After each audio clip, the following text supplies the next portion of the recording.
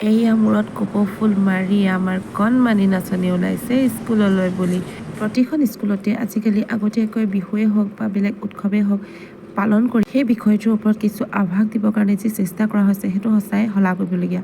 আৰু এয়া বাকীবোৰ স্কুলৰ দৰে আমাৰ আঠবিকাৰ স্কুলৰো ব্যতিক্ৰম নহয়। তেওঁলোকৰ স্কুলতো এয়া বিহুৰ আগতীয়াকৈ আয়োজন কৰা হৈছে আৰু পৰম্পৰাগত সাজপাৰ সৈতে স্কুললৈ আহিবলৈ যি নিৰ্দেশনা জাৰি কৰা হৈছে তাৰ বাবে তাই আমাৰ পৰম্পৰাগত সাজপাৰ পৰিধান কৰি এয়া আমি স্কুলত প্ৰথমতে গৈ মেমসকলৰ লগত ফটো চটো মাৰি ল'লোঁ। তাৰপিছত এয়া নাচ গান চলিছে। সেইফালে যে সজাই থোৱা দেখিছে এয়া মেমে পিঠা পনা সজাই থৈছে আৰু সকলোৱে মিলি ফূৰ্তি কৰিছে। এয়া পেৰেণ্টছসকল আহিছে, তাৰপিছত মেমেও এইফালে নাচি আছে আৰু এয়া সন্মুখত প্ৰাইমেৰী আৰু নাৰ্চাৰীখিনি আৰু অকণমান পাছলৈ ক্লাছৰ কণমানিহঁতে নাচি আছে, লগতে মাকসকলেও অলপ তেওঁলোকক এনকাৰেজ কৰিছে।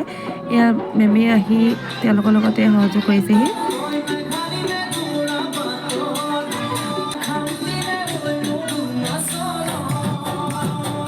অকল মাইনাবোৰক দেখি ইমান মৰম লাগিছে নহয়, কাক চাওঁ কাক নাচাওঁ অৱস্থা মানে। তাৰপিছত আৰু মেমে তেওঁলোকক উৎসাহ দিবৰ কাৰণে আমাৰ পেৰেণ্টছসকলকো ক'লে যে আপোনালোকে আহি পিনি মাজে মাজে অলপ নাচি দিয়ক। এয়া আমিও লগতে অলপ ফূৰ্তি কৰিলোঁ আৰু বিহু বুলি। বাকী আপোনালোক সকলোলৈকে আগতীয়াকৈ ৰঙালী বিহুৰ ওলগ জনালোঁ। হেপ্পী ৰঙালী বিহু।